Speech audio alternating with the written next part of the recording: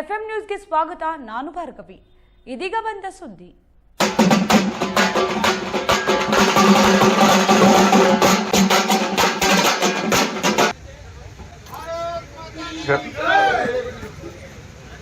ಈ ಒಂದು ಹೋರಾಟದ ವೇದಿಕೆ ಮೇಲೆ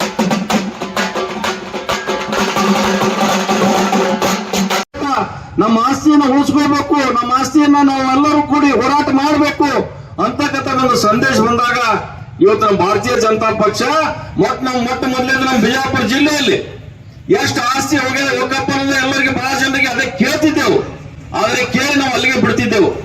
ಯಾವಾಗ ನಮ್ಮ ಬಬಲೇಶ್ವರ ವಿಧಾನಸಭಾ ಕ್ಷೇತ್ರದಿಂದ ಹೊನವಾಡ ಗ್ರಾಮದ ನಮ್ಮ ರೈತರು ನೇರವಾಗಿ ಏನಿವತ್ತು ಹೋಗಿ ಸಂಸದರ ಹತ್ರ ಹೋಗಿ ನಮ್ಮ ಆಸ್ತಿ ಇಟ್ಟು ಹೋಗ್ಯದ 1445 ಎಕರೆ ನಮ್ಮ ಹೊನವಾಡ ಗ್ರಾಮದಲ್ಲಿ ಹೋಗಿದ್ದ ಆಸ್ತಿಯನ್ನು ನಾವೆಲ್ಲ ನೆನಪಿಸ್ಕೋಬೇಕಾಗ್ತದೆ. ಇವತ್ತು ಅದನ್ನ ಹೋಗಿ ಸಂಸದ ತೇಜಸ್ವಿ ಸೂರ್ಯ ಅವ್ರ ಹತ್ರ ಈಗ ಹೋಗಿ ಕೊಟ್ಟಾಗ ಮಾಧ್ಯಮದಲ್ಲಿ ಬಂದಾಗ ಅವಾಗ ಎಲ್ಲರೂ ನಾವು ಕಣ್ಣು ತೆಗೆದು ನೋಡ್ಬೇಕಾಯ್ತು.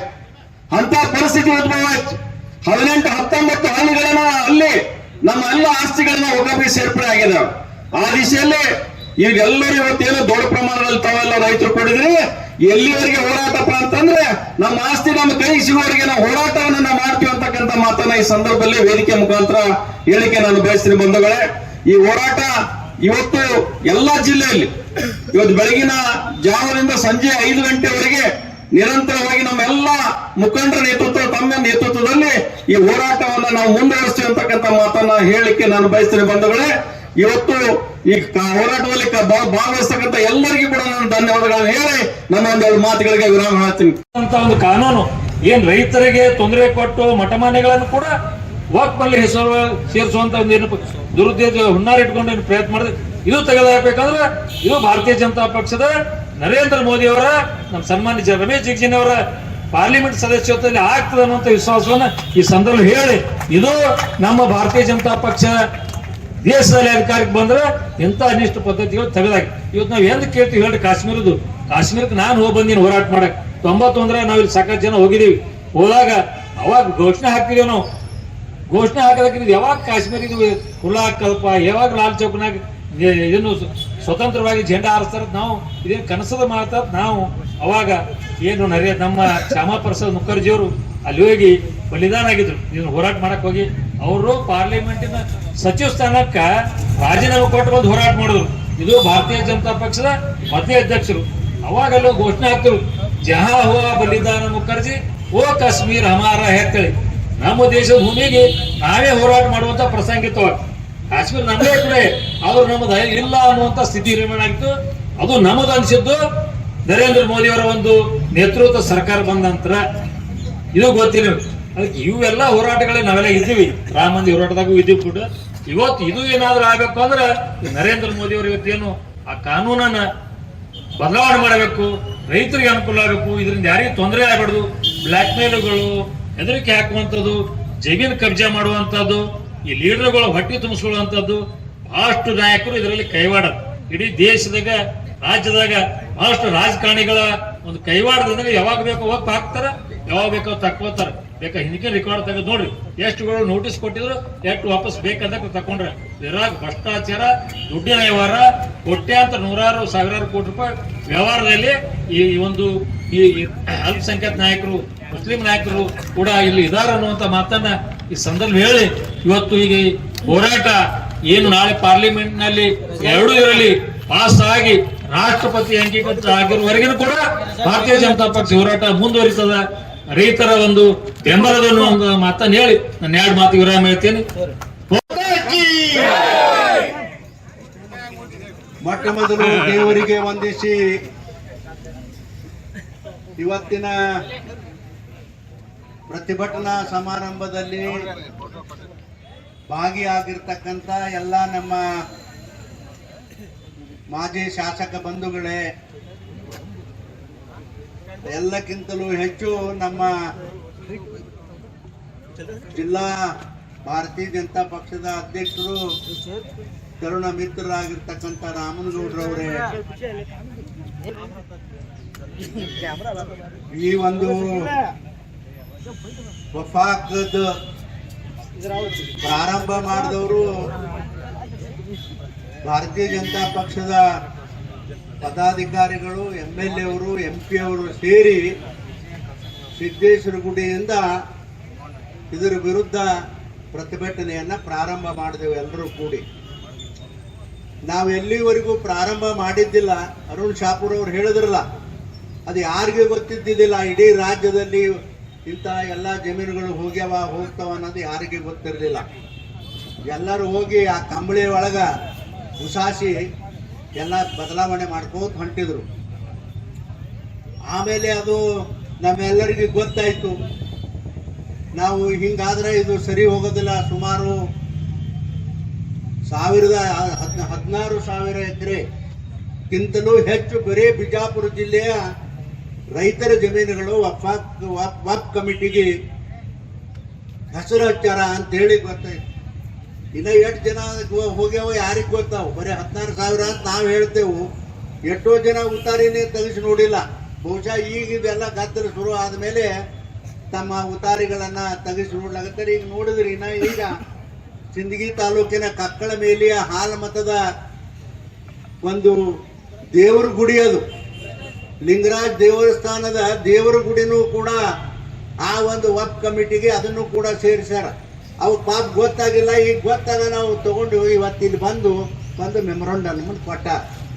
ಆದ್ರೆ ನಾ ಇಷ್ಟೇ ಹೇಳಲಿಕ್ಕೆ ಬಯಸ್ತೇನೆ, ಈ ಸರ್ಕಾರದ ಪ್ರತಿನಿಧಿಯಾಗಿ ಯಾವ ಕಾರಣಕ್ಕೂ ಹಿಂದೆನೂ ಕೂಡ ಎಲ್ಲರೂ ಹೇಳ್ಯಾರ, ಯಾವ ಕಾರಣಕ್ಕೂ ಕೂಡ ರೈತರ ಜಮೀನು ಹೋಗಿರ್ಲಿ, ದೇವಸ್ಥಾನ ಜಮೀನುಗಳು ಹೋಗಿರ್ಲಿ, ಅಲ್ಪಸಂಖ್ಯಾತರಿರುವ ಜಮೀನುಗಳು ಹೋಗಿರ್ಲಿ, ಯಾರುವೇ ಹೋಗಿರ್ಲಿ, ಈ ಒಂದು ಕಾನೂನು ಅಡಿಯಲ್ಲಿ ಯಾರೂ ಕಳೆಗುಂದಬೇಕಾಗಿಲ್ಲ, ಯಾರೂ ಚಿಂತೆಯನ್ನ ಮಾಡಬೇಕಾಗಿಲ್ಲ. ಅದು ನಮ್ಮೆಲ್ಲರ ಜವಾಬ್ದಾರಿ, ನಮ್ಮ ಸರ್ಕಾರದ ಜವಾಬ್ದಾರಿ. ಈಗಾಗಲೇ ನಮ್ಮ ಪ್ರಧಾನಮಂತ್ರಿಗಳು ಬಹಳ ದಿಟ್ಟವಾದ ನಿಲುವನ್ನು ತೆಗೆದುಕೊಂಡು ಹೋದ ಪಾರ್ಲಿಮೆಂಟ್ ಸೆಷನ್ನಲ್ಲಿ ಇದನ್ನ ಮೂವ್ ಮಾಡಿದ್ರು. ಅಂದ್ರೆ ಪಾರ್ಲಿಮೆಂಟ್ಗೆ ಅದನ್ನ ಮೂವ್ ಮಾಡಿದ್ರು. ಆ ಸಂದರ್ಭದಲ್ಲಿ ವಿರೋಧ ಪಕ್ಷದವರು ಬಹಳ ಗಲಾಟೆ ಮಾಡಿದಾಗ ಅವಾಗ ಪ್ರಧಾನಮಂತ್ರಿಗಳು ಲಾ ಮಿನಿಸ್ಟರ್ಗೆ ಸೂಚನೆಯನ್ನು ಕೊಟ್ಟು ಇದನ್ನ ಜಾಯಿಂಟ್ ಪಾರ್ಲಿಮೆಂಟ್ ಕಮಿಟಿಗೆ ಇದನ್ನ ರೆಫರ್ ಮಾಡ್ರಿ ಅಂತ ಹೇಳಿ ರೆಫರ್ ಮಾಡಿಸೋದ ಮೇಲೆ ನಮ್ಮಿಲ್ಲೇನು ಪ್ರತಿಭಟನೆ ಪ್ರಾರಂಭ ಆಗಿತ್ತು, ಅವಾಗ ಅಲ್ಲಿ ಅಧ್ಯಕ್ಷರು ಆಮೇಲೆ ಸದಸ್ಯ ನಮ್ಮ ಸೂರ್ಯ ದೇಜೇಗೌಡ ಅವರು ಹೇಳಿದ, ಇದು ಯಾವ ರೈತರು ಕೂಡ ನಿರಾಶರಾಗಬೇಡ್ರಿ, ನಿಮ್ಮ ಆಸ್ತಿಗಳನ್ನ ನಿಮಗೆ ಉಳಿಸ್ತಕ್ಕಂಥ ಕೆಲಸ ನಾವು ಮಾಡ್ತೇವೆ ಅಂತಕ್ಕಂಥದ್ದು ಬಹಳ ಸ್ಪಷ್ಟವಾಗಿ ಹೇಳಿದ. ಅಲ್ರಿ, ಇದೇನು ಬೇಕಾಗಿತ್ತ? ಇದು ಯಾರಿಗೆ ಬೇಕಾಗಿತ್ತು? ಇದು ಕಾಂಗ್ರೆಸ್ನವ್ರು ಬೇಕಾಗಿತ್ತ? ನೀವು ಆ ಜಮೀರ್ ಅಹ್ಮದ್ ಮಹಾಶಯನ ಇಲ್ಲಿ ಕಳಿಸಿ ಆ ಜಿಲ್ಲಾ ಮಂತ್ರಿಗೆ ಗೊತ್ತಿಲ್ದಂಗೆ ಜಿಲ್ಲಾದಾಗ ಒಬ್ಬ ಮಂತ್ರಿ ಮಾಡ್ತಾರೆ ಸರ್ಕಾರದಾಗ, ಆ ಜಿಲ್ಲಾ ಮಂತ್ರಿಗೆ ಕೂಡ ಗೊತ್ತಿರ್ಲಾರ್ದಂಗೆ ಮಾಡಿ ಇಲ್ಲಿ ಬರೋದು ಸಹಿತ ಗೊತ್ತಿಲ್ಲ, ಅವ್ರು ಹೇಳಿಲ್ಲ. ಇಲ್ಲಿ ಬಂದ್ಬಿಟ್ಟು ಅಲ್ಲಿ ಹೇಳಿದ್ರಲ್ಲ ಅರುಣ್ ಶಾಪೂರ್ ಸಾಹೇಬ್ರು, ಇಲ್ಲಿ ಒಂದು ಸಭೆಯನ್ನು ಮಾಡಿ ಎಲ್ಲ ಅಧಿಕಾರಿಗಳಿಗೆ ಬಾಯಿಗೆ ಬಂದಾಗ ಬೈದು ಇವೆಲ್ಲನೂ ಇಷ್ಟೇ ದಿವಸದೊಳಗೆ ಇವೆಲ್ಲನೂ ಎಂಟ್ರಿ ಆಗಬೇಕು ಅಂತಕ್ಕಂಥ ಬಹಳ ಒತ್ತಾಯ ಮಾಡಿ ಹೇಳಿ ಹೋದ್ಮೇಲೆ ಪಾಪ ಅಧಿಕಾರಿಗಳು ಅವು ಹೆದರ್ಕೊಂಡು ಎಲ್ಲಾ ತಾಲೂಕಿನಲ್ಲಿ ಕೂಡ ಎಷ್ಟು ಸಾಧ್ಯವನೋ ಅಷ್ಟನ್ನ ಎಂಟ್ರಿ ಮಾಡ್ತಕ್ಕಂಥ ಕೆಲಸ ಮಾಡಿದ್ರು. ಇದು ಬೇಕಾಗಿತ್ತ? ಅದನ್ನು ಸೇರಿಸಬೇರೆ ಯಾಕೆ? ಇಡೀ ರಾಜ್ಯ ತುಂಬಾ ದೇಶದ ತುಂಬಾ ಇದು ನಡಿಬೇಕೇ ಯಾಕೆ? ಏನೂ ಅವಶ್ಯಕತೆ ಇರಲಿಲ್ಲ. ಇದು ಏನಪ್ಪಾ ಅಂತಂದ್ರೆ ಸಿದ್ದರಾಮಯ್ಯನ ಸರ್ಕಾರ ಇದು ಹುಚ್ಚಿರ ಸರ್ಕಾರ ಅದಂಗ. ಯಾವ ನ್ಯಾಯ ರೀ? ನೀವು ಓಟ್ ಬೇಕಂತೇಳಿ ಮುಸಲ್ರು ಓಟ್ ತಗೊಂಡ್ರಪ್ಪ, ನಿಮ್ಗೆ ಓಟ್ ಬೇಕಂತೇಳಿ ಹನುಮಾದ್ರ ಓಟ್ ತಗೊಂಡ್ರಿ, ನಿಮ್ಗೆ ಓಟ್ ಬೇಕಂತೇಳಿ ಕುರುಬರು ತಗೊಂಡ್ರಿ, ನಿಮ್ಗೆ ಓಟ್ ಬೇಕಂತೇಳಿ ಆಮೇಲೆ ಯಾವ್ರವ್ರು ತಳವಾರ ಓಟ್ ತಗೊಂಡ್ರಪ್ಪ. ಈಗ ಅನ್ಯಾಯ ಯಾರಿಗೆ ಮಾಡ್ಲಾಕತ್ತೀರಿ? ಅವ್ರಿಗೆ ಮಾಡ್ಲಾಕತ್ತೀರಿ. ಯಾರಿಗೆ ಇದೇನು ಹೇಳೋದಲ್ಲ, ಈ ಸಮಾಜಗಳಿಗೆ ಅನ್ಯಾಯ ಮಾಡ್ಲಾಕತ್ತೀರಿ. ನೋಡ್ರಿ, ಹರಿಜನರು ಅಕ್ಕ 32,000 ಕೋಟಿ ಅದನ್ನ ಎಲ್ಲಕ್ಕೂ ಬದಲಾವಣೆ ಮಾಡಿದ್ರೆ ಏನ್ ಬೇಕಾಗಿತ್ತ? ಇದು 32,000 ಕೋಟಿ ಹರಿಜನರು. ಆಮೇಲೆ ಹಿಂದುಳಿದ ವರ್ಗದವ್ರದ್ದು ಅದರದ್ದು ರೊಕ್ಕ ತಗೊಂಡ್ರಿ. ಆಮೇಲೆ ಈ ತಳವಾರ ಮಂದಿದೊಂದು ಕಾರ್ಪೊರೇಷನ್ ಅದಲ್ಲ, ಅದ್ರ ವಾಲ್ಮೀಕಿ ಕಾರ್ಪೊರೇಷನ್ ಅದ್ರದ್ದು 187 ಕೋಟಿ ರೊಕ್ಕ ತಗೊಂಡ್ರಪ್ಪ.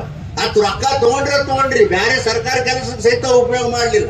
ಆ ಚೇರ್ಮನ್ ಮನೆಗೆ ಅವ್ರ ಮಂದಿ ಮಕ್ಕಳಿಗೆ ಉಪಯೋಗ ಮಾಡ್ತಕ್ಕಂಥ ಕೆಲಸ ಮಾಡಿದ್ರು. ಇದೆಲ್ಲ ಬೇಕಾಗಿತ್ತ ನಿಮಗ? ಇದು ಅಷ್ಟೇ ಅಲ್ರಿ, ಇವ್ರು ಮಾಡ್ತಕ್ಕಂಥ ಧ್ಯೇಯ ಕೃತ್ಯಗಳು ಬಹಳ ಅದಾವ ಈ ಸರ್ಕಾರದಲ್ಲಿ. ನೋಡ್ರಿ, ಅಂತಿಂತ ಕೆಲಸ, ಒಂದು ಅಭಿವೃದ್ಧಿ ಕೆಲಸ ಇಲ್ಲ, ಒಂದು ಸುಡುಗಾಡಿಲ್ಲ, ಮಣ್ಣಿಲ್ಲ. ಇಲ್ಲಿ ಅಭಿವೃದ್ಧಿ ಕೆಲಸ ಮಾಡಿಲ್ಲ ಅಂತ ಜನ ತಗೊಂಡು ದುಡ್ಡುತ್ತಾರ ಅಂತ ಹೇಳಿ ಈ ವಕ್ಫ್ ಅವ್ರ ಎಮ್ಮೆಲ್ಲೆಗಳ ಪೂರಾ ವಿರುದ್ಧ ಅದಾರ. ಸ್ವಾಮಿ ಈಗ ಗಪ್ಪ ಕೂತಾರ ಅವ್ರು ಎಲ್ಲರೂ ಒಬ್ರು ಇಬ್ರು ಅಲ್ಲ, ಈ ವಕ್ಫ್ ಕಮಿಟಿಗೂ ವಿರುದ್ಧ ಅಷ್ಟೇ ಅಲ್ಲ, ಈ ಸರ್ಕಾರಕ್ಕೆ ವಿರುದ್ಧ ಆಗ್ತಕ್ಕಂಥ ಯಾವಾಗ ಬಂಡಾಯ ಹೇಳ್ತಾರ ಅವ್ರಿಗೆ ಗೊತ್ತಾ. ಆದ್ರೆ ಹೇಳ್ತಾರೇನು, ಭಾರತೀಯ ಜನತಾ ಪಕ್ಷದವರು ಸಿದ್ದರಾಮಯ್ಯನವರು ಭಾರತೀಯ ಜನತಾ ಪಕ್ಷದವರು 250 ಕೋಟಿ MLA ಕೊಟ್ಟು ಖರೀದಿ ಮಾಡ್ತಾರ ಅಂತ ಹೇಳಿ ಹಿಂಗೆ ಹೇಳು. ಅದು ಎದಕ್ಕ? ಇದು ಡೈವರ್ಟ್ ಮಾಡ್ಲ. ಈಗೇನು ವಕ್ಫ್ ಕಮಿಟಿ ಹೇತ್ ರಾಡಿ ಮಾಡ್ಯಾರ ರಾಜ್ಯದಾಗ, ಅದನ್ನ ಡೈವರ್ಟ್ ಮಾಡ್ಲಾಕ ಭಾರತೀಯ ಜನತಾ ಪಾರ್ಟಿಯವರು 250 ಕೋಟಿ ರೂಪಾಯಿ ನಮ್ಮ MLA ಖರೀ. ನಿಮ್ MLA ಕರೀಕೊಳಕ ನಮ್ಗೆ ತಲೆ ಕೆಟ್ಟದ, ನಿಮ್ MLA ತಲೆ ಕೆಟ್ಟ ನಮ್ಮ ಪಾರ್ಟಿ ಸೇರ್ಲಕ್ ತಯಾರಾಗ. ಏನ್ ನೋಡ್ರಿ, ಒಂದ್ ಅಭಿವೃದ್ಧಿ ಕೆಲಸ ಇಲ್ಲ. MLA ಥೀ ಹೊಡಿ ಅಂತ ಉಗುಳಕತ್ತಾರ, ಕ್ಯಾಬಿನೆಟ್ ಮಂತ್ರಿಗಳು ಉಗುಳಕಾಗತ್ತಾರ. ನಮಗೂ ಹೇಳ್ತಾರೆ ಹಿಂದಿನ ಬಿಡಬೇಡ್ರಿ ಅಂತ ಹೇಳ್ತಾರೆ. ಅಲ್ಲೋ ಮರೇನು ನಾವು ರೈತರಿಗೆ ಕಚ್ಚಿ ಪಚ್ಚಿ ಹಾಕಿದ, ನಾವು ಬರೀ ಚೊಂಡೆ ಹಾಕಿದೆವು. ಕಚ್ಚಿ ಹಾಕೋಣ ಅಂದ್ರೆ ನಾವು ಕಚ್ಚಿ ಹಾಕಲಕ್ಕಿಲ್ಲಪ್ಪ, ನಮ್ಮ ರೈತರ ಕೈಲೆ ಕಚ್ಚಿ ಹಾಕಿಸ್ತೇವತ್ ನಾವು ಸೊಡ್ಡು ಹೊಡೆದು ಇವತ್ತು ನಮ್ಮ ರೈತರನ್ನ ತಯಾರು ಮಾಡಿದೆವು. ಬರ್ರಿಯಪ್ಪ, ಯಾರು ಬರ್ತೀರಿ ಗಂಡು ಮಕ್ಕಳು ನೀವು, ನಮ್ಮ ಹೊಲ ನಮ್ಮ ಅವ್ವ ಅಪ್ಪ ಕೊಟ್ಟ ಜಮೀನುಗಳಿಗೆ ಕೈ ಹಚ್ಚಿ ಬರ್ರಿ, ನಿಮ್ಮೊಂದು ಗದ್ದು ನೋಡ್ತೇವೆ ಅಂತ ಹೇಳಿ ಇವತ್ತು ಇಡೀ ರಾಜ್ಯ ತುಂಬಾ ನಮ್ಮ ರೈತರು, ನಮ್ಮ ಜಿಲ್ಲಾ ತುಂಬಾ ಇವತ್ತು ಗಂಡಗಚ್ಚಿ ಹಾಕಾರ. ಅವ್ರು ಹೇಳಿದ್ರೆ ನೀವು ಬ್ಯಾಡ ಸಾಹೇಬ್ರೆ, ನೀವು ಗಂಡಗಚ್ಚಿ ಏನು ಹಾಕೋದು ಬೇಡ, ನಾವು ತಯಾರಿದ್ದೀವಿ ಅಂತ ಹೇಳಿ ಗಂಡಗಚ್ಚಿ ಹಾಕುತ್ತಾರೆ. ಅದಕ್ಕಾಗಿ ಯಾರು ಕೂಡ ವ್ಯಥೆ ಮಾಡ್ತಕ್ಕಂಥ ಮಾಡಬೇಡ. ಈಗ ಒಂದ್ ವೇಳೆ ಮಾಡೋದಾದ್ರೆ ಈಗ ಅರುಣ್ ಶಾಪುರ್ ಸಾಹೇಬ್ರು ಹೇಳೋದಲ್ಲ, ಅನ್ವರ ಮಾನ್ಪಾಡಿಯವರು ಸರ್ಕಾರಕ್ಕೊಂದು ವರದಿ ಕೊಟ್ಟಾರ. ವರದಿ ಏನ್ ಕೊಟ್ಟಾರ ಅಂತಂದ್ರ ವಕ್ಫ್ ಪ್ರಾಪರ್ಟಿ ಜಮೀನುಗಳನ್ನ ಯಾರ್ಯಾರು ಎತ್ತಿ ಹಾಕ್ಯಾರ ಅದೆಲ್ಲರೂ ರಿಪೋರ್ಟ್ ಕೊಟ್ಟಾರ. ಆ ರಿಪೋರ್ಟ್ ನಮಗೂ ಗೊತ್ತಿರಲಿಲ್ಲ, ಅದು ತೆಗಿಸಿ ನೋಡಿದ್ರ ಅದ್ರಾಗ 99% ನಮಸ್ಕಾರ ಎಲ್ರಿಗೂ. ನನ್ನ ಹೆಸರು ಸೋಮಶೇಖರ್ ಅಂತ, ಈಕೆ ನಮ್ಮ ಮನೆಯವರು. ನಮಸ್ಕಾರ, ನನ್ನ ಹೆಸರು ಕಮಲಾ ಅಂತ. ನಮ್ಮ ಮನೇಲಿ ನನ್ನ ಮಕ್ಕಳಿಗೆ ಸಿಕ್ಕಾಪಟ್ಟೆ ಆರೋಗ್ಯ ಸಮಸ್ಯೆ, ಮನೇಲಿ ಸಿಕ್ಕಾಪಟ್ಟೆ ಫೈನಾನ್ಷಿಯಲಿ ಪ್ರಾಬ್ಲಮ್ ಸಹ, ಮನೇಲಿ ನೆಮ್ಮದಿನೇ ಇಲ್ಲ. ನಾವು ಏನೇ ಕೆಲಸ ಮಾಡೋಕೆ ಹೋದ್ರು ಕೈ ಗುಡ್ತಾನೆ ಇರಲಿಲ್ಲ. ಏನೇ ಬಿಸ್ನೆಸ್ ಮಾಡೋ ಬರೀ ಲಾಸೇ ಆಗ್ತಾ ಇತ್ತು. ನಮ್ಮ ರಿಲೇಷನ್ಸ್ ಅಂತೂ ನಮ್ಮನ್ನ ಶತ್ರುಗಳಾಗಿ ಕಾಡ್ಬಿಟ್ರು. ಹೀಗೆ ಒಂದ್ಸತಿ ಸೋಷಿಯಲ್ ಮೀಡಿಯಾದಲ್ಲಿ ಸಿಗಂದೂರು ಜೋಗೇಶ್ವರಿ ಜ್ಯೋತಿಷ್ಯರು ರಾಘವೇಂದ್ರ ಭಟ್ ಗುರೂಜಿ ಅವ್ರದ್ದು ನಂಬರ್ ಸಿಕ್ತು. ನಾನು ತಕ್ಷಣ ಅವ್ರಿಗೆ ಕಾಲ್ ಮಾಡಿದೆ. ನಮ್ಮ ಸಮಸ್ಯೆಗಳನ್ನೆಲ್ಲ ಕೇವಲ ಕೆಲವೇ ದಿನಗಳಲ್ಲಿ ಪರಿಹಾರ ಮಾಡಿಕೊಟ್ರು. ಅವರು ಸಾತ್ವಿಕ ಪೂಜೆಗಳನ್ನು ಹೇಳಿದ್ರು, ನಾವು ಅದನ್ನು ನಡ್ಸ್ಕೊಂಡು ಬಂದ್ವಿ. ನಮ್ಮ ಕಷ್ಟಕ್ಕೆಲ್ಲ ಸ್ಪಂದಿಸಿದ ರಾಘವೇಂದ್ರ ಭಟ್ ಗುರೂಜಿ ಅವರಿಗೆ ಅನಂತ ಧನ್ಯವಾದಗಳು.